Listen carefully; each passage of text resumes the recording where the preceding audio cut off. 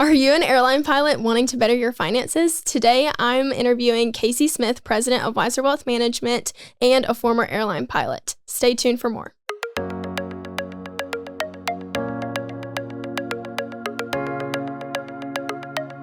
Welcome to a Wiser Retirement Podcast. Airline pilots start here. Today, we're talking about your finances, where to begin, what to prioritize, and how to plan for the long flight ahead. I'm Grace Kennedy, and today I'm joined by Casey Smith. Each week, we bring you practical advice on retirement, investing, and planning for your financial future. Don't forget to subscribe to the podcast wherever you're listening. Let's get started. Hey, Grace. Hey. I'm sitting on the other side of the table again. Yes, you are.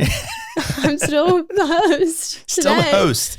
Always the host. All right, Grace. Why Well, what's new? What we're getting closer to Christmas. That's cool. We are. It's cold outside. Have you done your Christmas shopping yet? Oh my gosh, no. I'm getting married in April. Right. So I think I'm like, sorry, everyone. You may not be getting a gift this year. Oh, we're going to save all our resources. Right. Sorry. I'm just going to skip the entire family. Oh, is it because you don't have time because you're doing so much planning? Well, it's just time and money. Weddings are expensive. So, I hear this. Yeah, yes. I see it in client budgets. It's very expensive. Thing. Right. Yes. Yeah, we were talking, I think we had dinner with some of the others here a few nights ago. Oh, yeah. And we were talking about bachelorette parties. Yeah.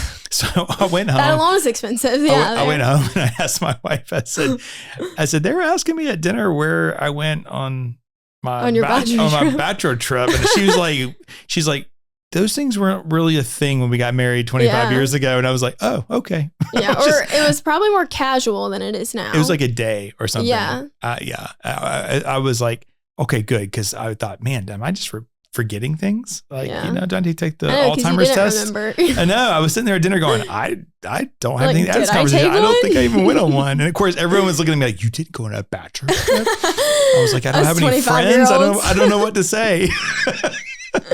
I know it's a big to do now. So yeah, that's also expensive, but it's fun. It's like a whole 4-day thing at this point. Yeah. Rather than a day. Yeah. And I found out that the bachelor or the bachelorette doesn't have to pay. Everyone else chips in for them. Which is crazy. I did not do that. So no one come for me. I'm pitching in my own, but I've been on some where they didn't pay. Interesting. And it's fine. I want to celebrate them, but I'm just very particular about my travel at my at my age, so I wouldn't want anybody else have to pay for that. Right. Well, yes, but in your 20s, we're not quite doing. In my 20s, maybe I wasn't as picky. I don't know. No, right. So so this has nothing to do with our podcast today, but friendly banter. A little about us. That's what we're going through right now. So you're interviewing me. I am interviewing you. And what are we talking about today? Pilots. Yes, my favorite topic. I know it is, and you're the best person to talk to about it. So, we're just talking about pilots, and we all know that they have a very unique situation in general, especially when it is their approach to finances. So, you have all the answers, right? Man, I lived it.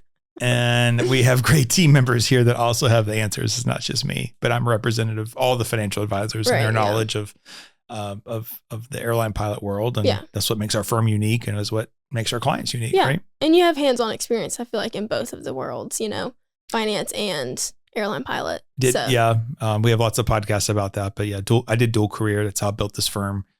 Over 12 years was flying at night and working in finance in the daytime. And in 2014, I was able to stop flying and start focusing on Wiser more. Yeah. And here we are. We got almost 17 people here now or something along those lines. Yeah, we do. Came back from a lunch, so 12 people at least in office today. I know. But I've been very fortunate to have two passions, and it's been fun to live out both. Mm-hmm. I did get to fly a CRJ for 10 years, and that was fun. And Beech 1900 before that. That's what I learned. And that's where I got my feet wet in the commercial industry. And that's a little more of a blue collar airplane, get a little dirty flying a Beech 1900. But the CRJ was probably the most hated regional jet, right? That people go on. They think they're getting on a 737. They get in this little tiny jet, right? Yeah. So people get a little nervous about that. But it was a fine jet to fly for a career. But for me in my aviation career, I worked in some of the worst possible times. Yeah. the financial crisis in 2001, and then, or I'm sorry, the September 11th in 2001, and then you had financial crisis in '08, and then all the bankruptcies and all the things that happened in between. Right. And I was also building hours, so I didn't have an opportunity to get to the majors as fast as what others would be able to do today. Right. So it's very different times, but I enjoyed it, and I also enjoy getting to sleep in on some days. I enjoy being in the same time zone. And I enjoy being at kids' events. So exactly. I'm living the positive side of not being an airline pilot right now. Yeah, I get it. Yeah, so that's a little bit of your background. And we, for those that are maybe listening and they're not a pilot, maybe they don't even, they're like, why are you saying they're unique? So, I mean, like, why do we say that they have unique financial, the way that they go about things or their opportunities? Like, why don't you tell us a little bit about why we say they're unique? Yeah, the industry is very scattered. So the pilots we typically are working with are Delta, American, United, Southwest, Alaska, more of your common large carriers, right? But there's also this whole world of cargo. You have Atlas, you have Coletta, you have, of course, UPS, FedEx. Yeah. And these are all structured slightly differently. So it's the same airplane in most cases, but it could be totally different benefits and pay. And it's really based on what that local union has been able to negotiate with management. Yeah. And that ebbs and flows. Like FedEx still has a pension where American, I just say nobody else does. They're the last one standing. Yes, but the other airlines have large matching. And the most common thing I hear or we hear from clients or prospects is, I really wanted to find someone who understood me because I went to my local person that was recommended by a friend of mine, and they turned me away and told me to go back and talk to HR because I definitely don't get 17 or 18% of what I make put into my 401k plan. And they said that was wrong. And then I found your website and I found out that, oh, wow, here's a person who actually knows how this actually works, right? So it's the and the type of work that you do. Are you narrow body? Are you wide body pilot? Are you in your first few years? Are you in your last few years? It all varies based on the situation. And then there's a lot of people, quote, her experts who want to work for airline pilots now because in the last 5 to 8 years, we've had really good contracts that have been negotiated, especially in the Delta, American, United front. And these pilots have a lot more revenue now than they ever used to. And in my opinion, they're finally getting paid for the job and the risk they take on a day-to-day basis. But unfortunately, that comes with a lot of people in our industry thinking they know everything about pilots when they really just want to manage the assets and not do anything else different. And so it's you have companies like Allworth, you have Creative that say that they work with pilots, but they're not doing the right kind of financial planning. And quite honestly, they're just after the charge of 1 to 1.5% fee on your 401k plan. And that's unnecessary. Right. So Wiser to the rescue. Exactly. And we're trying to save people from those big fees. From things like that. Yeah. And do our fiduciary duty within the airline industry and help these people not get taken advantage of. Yeah, for sure. And I think that happens a lot to pilots just starting out too, just because they're like, oh my gosh, I all of a sudden have like this overwhelming amount of income that I'm not maybe used to. And so that's kind of like whenever they start getting hassled by those people. That second and third year pay for sure. Absolutely. Yes. Airline pilots are a little unique in that you start off, it's not as bad as it used to be. I mean, I got paid $18 an hour. My first job I had, I spent more, it cost me more to get to work. I was in Bar Harbor, Maine. It took me cost me more to get to work and to live there to get ready to fly than it did flying. Yeah. But it's what you did to build your flight time to get out of there to go to someplace that was more legit. Makes sense. So, but pays much better now at the beginning, but also the student loan bills are bigger. Yeah. And then the cost of living obviously is more. The airplanes are fuller now. It's a little harder to commute, but there's commuter clauses. There's other things that have come in since I've left the industry. But I guess the bottom line is it's not always a smooth transition. You have Spirit pilots right now that are working their way backwards. Maybe Frontier is going to be next on that list. So there's a lot of things within the industry that you have to understand and what to plan for. It's not like you just get a job at Coca-Cola and you're going to get these steady pay raises your entire life, and maybe you'll get to management. And it's really clean. It's not clean at all. Right. And you have to be ready for the surprises. Exactly. Yeah. So talking about like, I guess, entering, whether you're a new pilot or maybe you're just transitioning a career, you did something else and now you're a pilot. So what would you say, like when it comes to money, what's one thing that most pilots don't think about earlier in their career like that? The young pilots right now have never experienced setback career-wise. Like I just mentioned, you have a few at Spirit that are getting furloughed. But that's really the first mass furloughs that we've seen in our industry in probably 10 years. Mm-hmm. So that's an airline specific issue. They have a business model that's broken. Whether or not the airline survives is a big question. Frontier has the same business model, so we could see some risk there down the road. And there's other low cost models that might survive that are a little different. Like Allegiant has threatened furloughs in the past. I don't believe that ever actually happened, or if it did, it was kind of short lived. But they're more point to point. They fly from one place to the other place. You're kind of home at night. It's kind of how Colgan did it, honestly, back in the day when I was there in the early 2000s, where you still have Frontier, which is your low cost, and Spirit, which you're still kind of doing the hub and spoke thing for the most part, which people actually are buying. They want to buy a seat on Delta and know that there's not going to be a fist fight in the back of the airplane.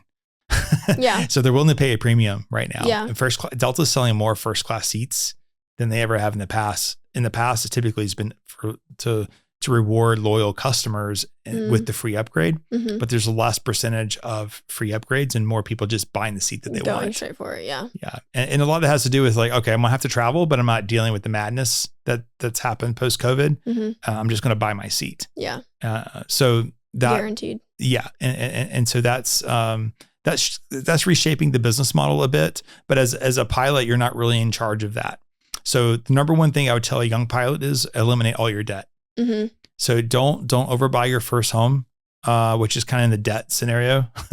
But you want to eliminate your debt so that you can handle any mass layoffs should that happen. Because if you're at the bottom of the seniority list, there's a couple things that could happen. One, there's no more hiring behind you. So you're kind of stuck in that reserve slot, or you're stuck flying the flights that nobody wants. You are getting paid. You are going to move up the seniority list, but you're not going to feel the quality of life change as much. And you might not want to pick up extra trips because you already have the most unproductive, 3, 4, 5, 6 day trips already. So your income might be somewhat limited at that point. Where you have a more senior person higher at the pay scale, has trips everybody wants, easily can drop them, or has room to pick up more trips. Their income can increase their income pretty quickly, where a junior pilot is going to have a harder time doing that. So the first thing I would tell any young pilot is clean up the balance sheet, start working on eliminating the debt. Most likely you've come through a regional at this point. You've made it to a major.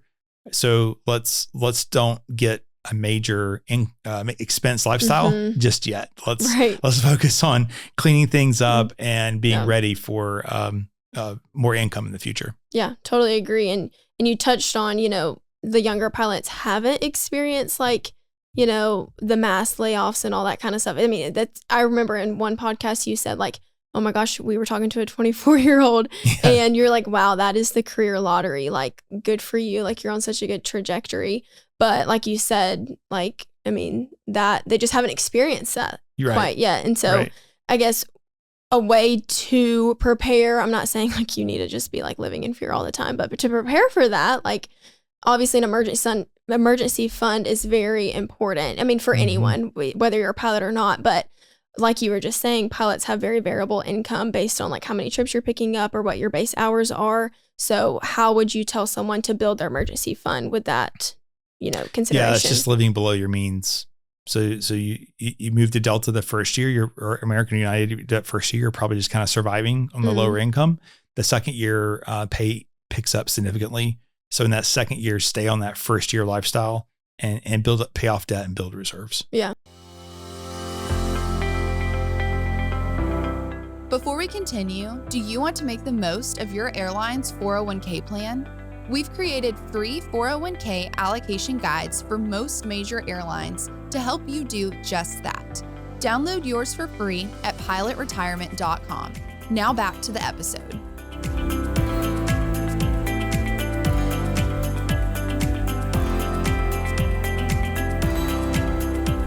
Yeah, I mean, that's how I feel like we would tell other people as well. Just don't get too ahead of yourself. Right. Like you'll get there. So that makes sense. Yeah. So when we're talking about, we take pilots through financial steps. We have the 3 series process that we take everyone, especially pilots. So what would you say to a pilot? What are the first 3 financial steps? Just in general, not necessarily like in our process, but what would you say like the first 3 things that they should do are? Yeah, I guess it goes back to it goes back to the debt thing. Debt can be such a lifestyle killer. We see clients that struggle with lifestyle issues, the cost of lifestyle. They never quite get ahead. Thank goodness they're getting such a large percentage in their Delta 401k. That's what's saving them. But I would argue eliminate your debts. Make sure you're maxing out your 401k. The company's going to put in a good chunk, but you should be putting in yours pre-tax or Roth, depending on your situation. And then I think the third thing is get your allocation right. So I would go and download. We do that for free on the website. You can download your allocation for your airline 401k allocation. We track those. This is what other people are charging 1.5% for. We give it away for free. Yeah, because the value's in the financial planning. The plan, right? The robot can manage assets these days. So we give away that information.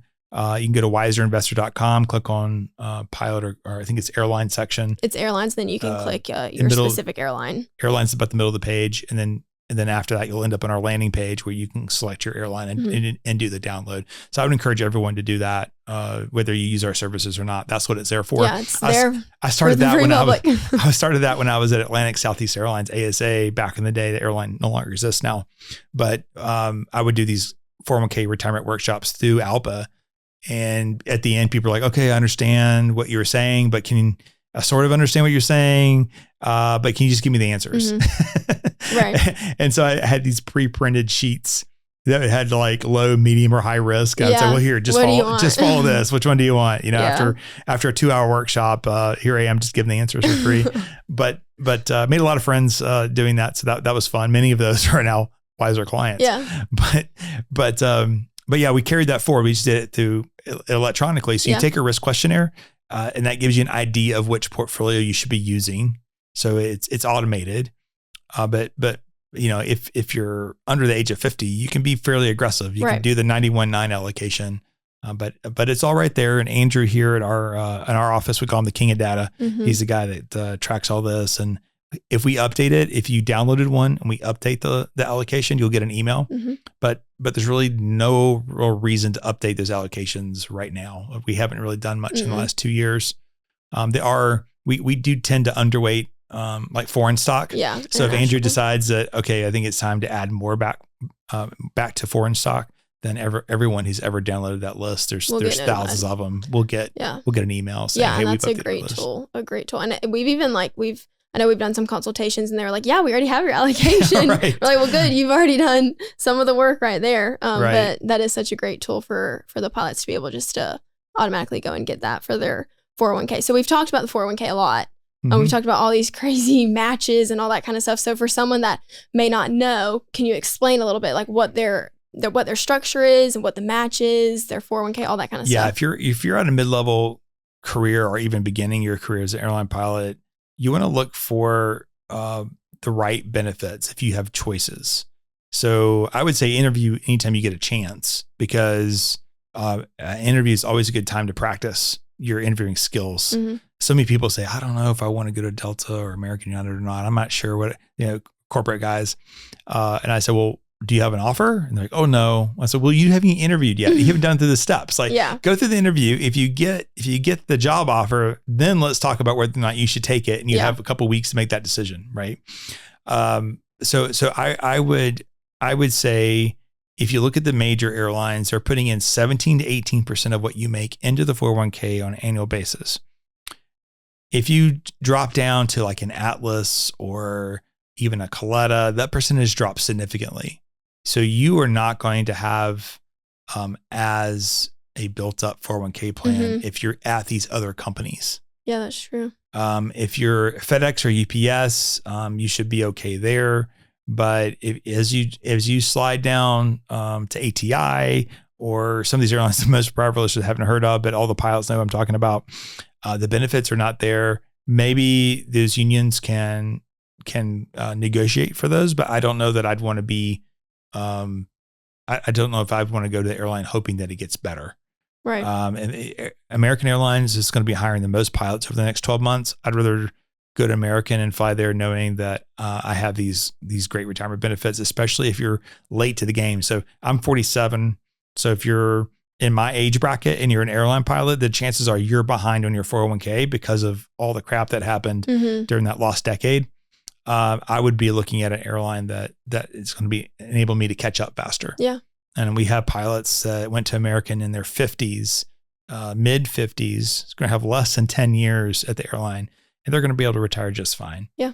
Because of that. Where if they had gone to GoJets or if they'd gone to Endeavor or someplace like that, you don't have those benefits. Yeah. So if you're at the regional level listening to this podcast, you probably should do the math and say, hey, maybe I need to be moving, because those regionals, while you might have a great quality of life, you're not going to touch unless you've been a really good saver of these years. You're not going to be able to touch what the majors have in benefits. Even if you just never upgrade to captain, you just stay as a first officer, you should be able to be maxing out that $70,000 a year into a 401k plan. Yeah, that makes sense.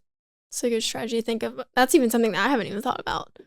Just being in that world like that. Okay, so speaking on that, I guess, what is like one of the biggest, we work with a lot of pilots. We hear a lot of stories, especially you, because they come just directly for you half the time. Right. You get text messages and calls, all that kind of stuff, whether they're a client or not. So what's one of the biggest success stories that you've been told about a pilot that started out early and kind of where they are now? Honestly, I think success stories are always better told about the underdog. Yeah.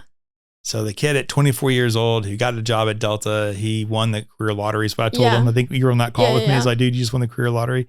He's like, yeah, I know. That's what everyone keeps telling me. I'm like, dude, you don't even know how good you have it. I'll tell a success story that started at ASA when I was back then, and it's an existing client.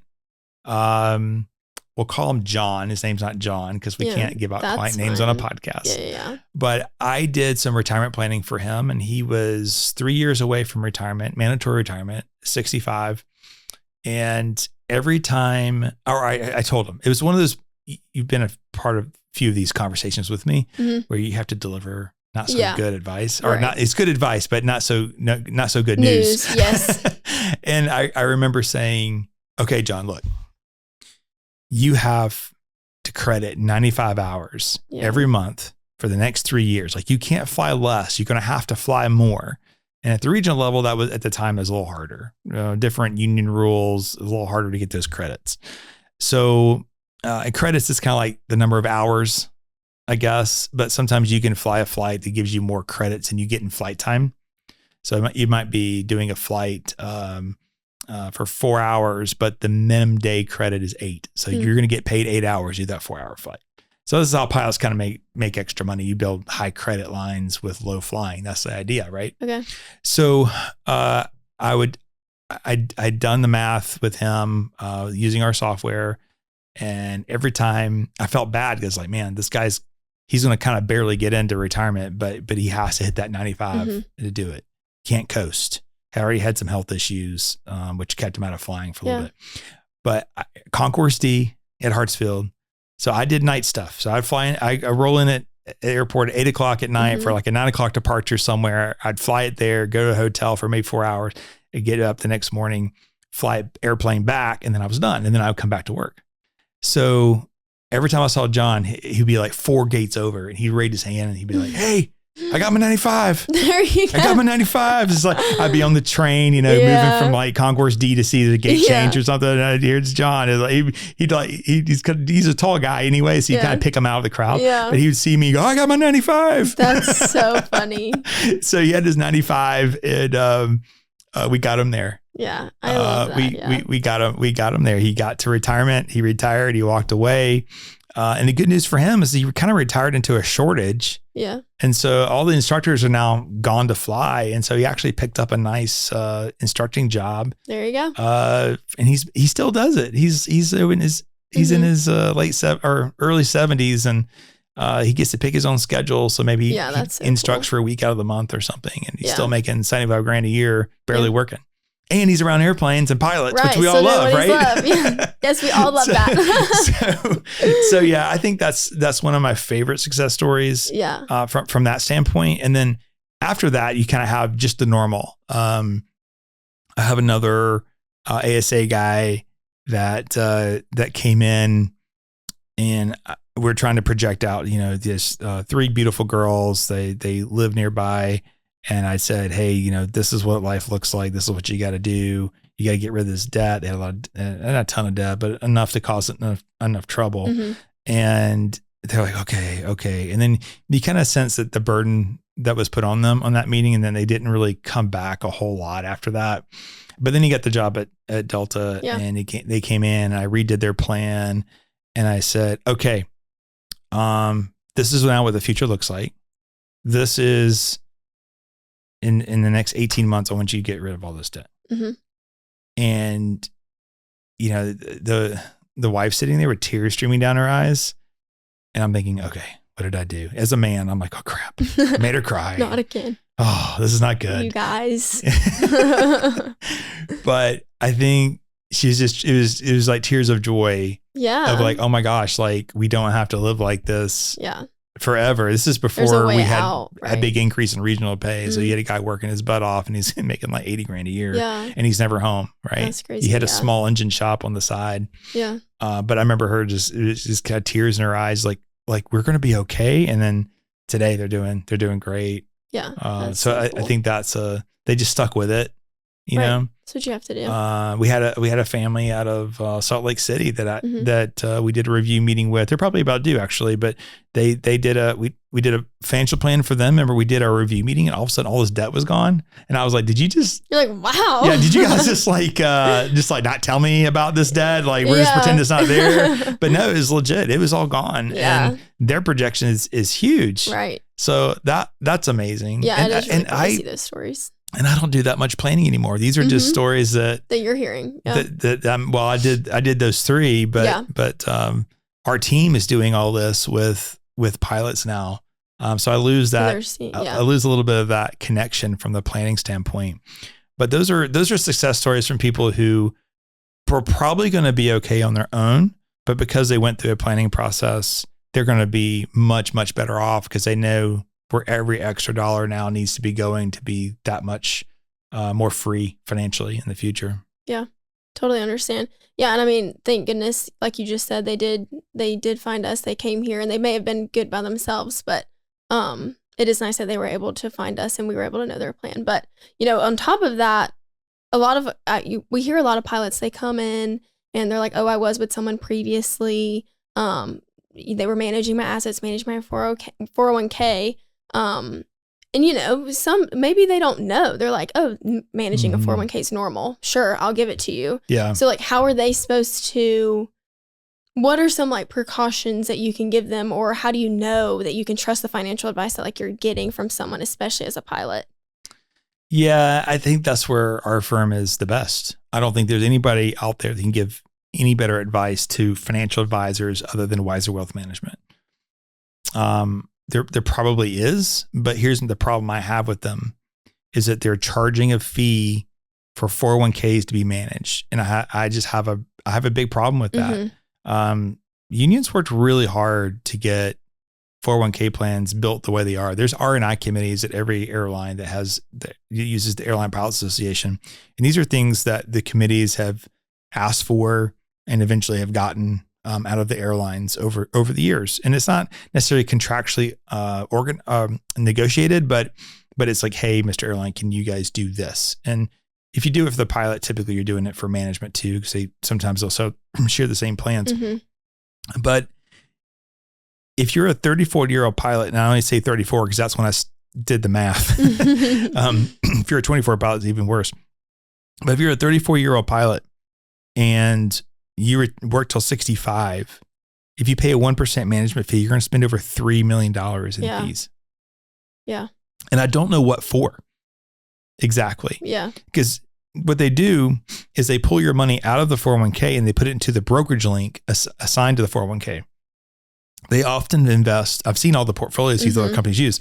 They often invest in the exact same type of funds, like the S&P 500, small caps, foreign, but they're doing it in funds that cost you 5 times what the plan has. Right. The only reason why they don't do it inside the 401k plan, and they kind of say, oh no, we have more options outside the plan. You can't get more options than the S&P 500. You can get a lot of different S&P 500 index funds. Yeah. They all use it. They all use the S&P 500, but it costs you 0.01% per year in all the major airline 401k plans. But yet it's going to cost you 0.15. Yeah. Or even 0.05 outside the 401k plan. So that just doesn't make any sense. And then they say that, okay, we can allocate this differently. And I've never seen a portfolio that can outperform the basic investment advice inside the 401k plan adjusted for risk. Right. I've never seen it. And there's not a reason why during your wealth building stage that you need to have these companies managing your airline 401k plan. Like I said, I give away that information for free. It's on their own website. And if you go through the planning process, we're going to log in with you and make sure everything gets changed. Yeah. Unfortunately, the other part of this is the in-depth financial planning, which we have lots of podcasts where you can download about our philosophies on the financial planning point. But that's the part they're not getting. So they're managing assets and there's this false sense of security that everything's okay. Right. And everything may be okay, but you don't know that it is okay. So it's not backed up with planning. Right. They haven't looked at your property casualty. They haven't looked at your insurance. They haven't looked at your estate planning and gone line by line to make sure it's what you intended. Right. And they don't even know your goals, what they're allocating for. Right. Do they know what is important to you and what you want to have accomplished by the time you're 80 years old? Probably not. I mean, it's cool to be able to talk about airplanes. I do that too. Unfortunately, you know this, but at the same time, you have to get back to the blueprint, and most people don't have the blueprint. Yeah. And that's what we're delivering here at Wiser. I think that's what makes us unique is the blueprint for the aviator and his family, to be able to kind of live their life by as they go forward. And hopefully we can recession proof their finances and furlough proof their finances by making sure that all the boxes are checked, right? Yeah, I totally agree. Okay, so to wrap up our pilot conversation, to the pilot listening, what would be one thing that you told them to do this month that would improve their finances or to head towards an improvement of their finances? I think the number one thing is asset allocation is so important. Stop picking your own stocks in the brokerage link. Turn off portfolio management. Go download that free allocation for your airline. Go invest that. I think that's the first thing that doesn't benefit our firm. You can just do it. Right. If there was a 1A to that, I would say go complete financial planning and then update that every few years. Right. That would be important. But I think the number one thing is let's get the allocation right. Because most pilots that are listening to a podcast about wealth management for pilots probably don't have a whole lot of debt, I'm assuming. So that's not the first priority. Yeah. But you might fly with ones who do. Yeah. Which, by the way, we're about to roll out our first book. Yeah. I have an idea for the second book already. Yes. And it's bad financial decisions made at 30,000 feet. Yeah. Because that's what like loads up my phone every single week is, hey, I just flew with a guy or I just flew with a girl and this is what they're doing with their money. Should I be doing this? And the answer is almost always no, or the answer is that's great. But no, that does not apply to you. Yeah, I know. I remember you would make jokes like during like a consultation or something. And you're like, yeah, I always hear I flew with a guy, I flew with a girl. And then I really started hearing it in like consultations. I was like, wow, this is so true. Yeah. But yeah, so yeah, exactly. If you're flying with someone, they may need a free allocation or be told to get rid of your debt. There you go. I know there's a few guys that do ground school, and I can always tell when he's doing ground school because there's an influx. Usually we get 20 downloads a week of the, but when I see like 85 downloads, I'm like, everyone go. This is a requirement. Everyone's like, yeah, I should do this to make sure I pass my ground school this week. That's really funny. And usually I get an email later. Hey, I talked about you in my ground school today. And I'm like, yeah, I figured there's tons of downloads. Yeah, you're probably like, during your ground school. Well, I agree. That is a great piece of advice. So definitely go and do that. But thanks for listening to today's episode. If you're interested in learning more about Wiser Wealth Management or want to schedule a consultation to meet with one of our fiduciary financial advisors, you can do so by going to wiserinvestor.com or by clicking the link in the episode notes. See you next week. See you next week.